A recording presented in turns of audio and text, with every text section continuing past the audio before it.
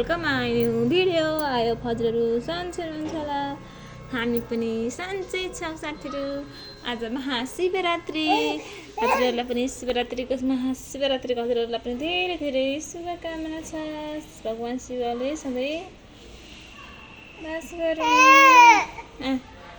आज सानोको मैले भिडियो गराउँदैछु। हाम्रो सानो चाहिँ 9 मन्थको कम्प्लिट भइसक्यो। ऊ चाहिँ झ्याल साथीहरू हिँड्छ अनि यसरी म बाहिरबाट भिडियो गराउँदैछु। काम गर्नु पर्यो भने चाहिँ मैले यस्तो झ्यालमा राखिदिन्छु अनि ऊ बस एकछिन साथीहरू खेल्छ र मैले चाहिँ काम गर्छु साथीहरू।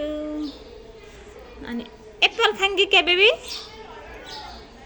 एप्पल लभर हो चाहिँ मैले एप्पल गराइदिनु गएको अनि यहाँसम्म भिडियो गराउनु गएको साथीहरू। त्यो चाहिँ हाम्रो बिहाको गेट पनि साथीहरू। आज चाहिँ फागुनको कति 3 गते हो 3 गते है साथीहरू।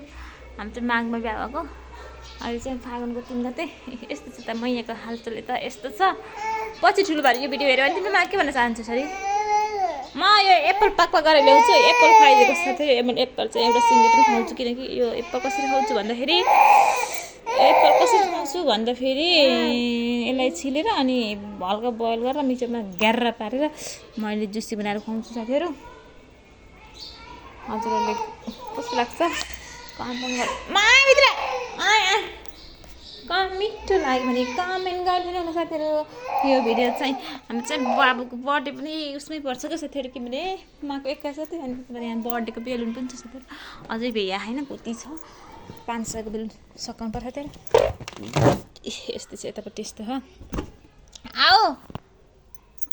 हजुरले लाइक कमेन्ट गरिदिनु होला मेरो बेबीलाई माया गर्नु होला। हजुरकोमा यस्तै क्युटनेस लक्ष्मी जन्माउनु होला।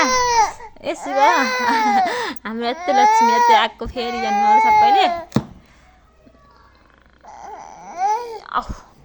चाहिँ झिझी हो कि आज उसलाई खासै सन्चो छैन कि क्या हो खै किन झिझिरा एकदम झिझी खायो आज। उड्दाबाट चाहिँ झिझीको एप्पल खानलाई यस्तो गरेर साथीहरू। एप्पललाई नदेखि खान्छ तर यो दिन नदेखि दिनु चाहिँ हुन्न। म हेर्छु एप्पल कसरी खान्छ है साथीहरू। म यहाँ नखाऊ त म यहाँलाई गोले यस्तै छ साथीहरू। केटाकेटीसँग त भन्दा पनि नआउने रहेछ कि मन त फटाफट हुन्छ किन है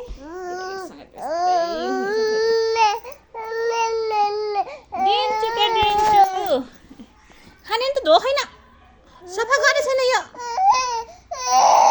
कति यस्तो छ। बाई साथीहरू हजुरहरूलाई मन पऱ्यो सेयर गर्नु होला।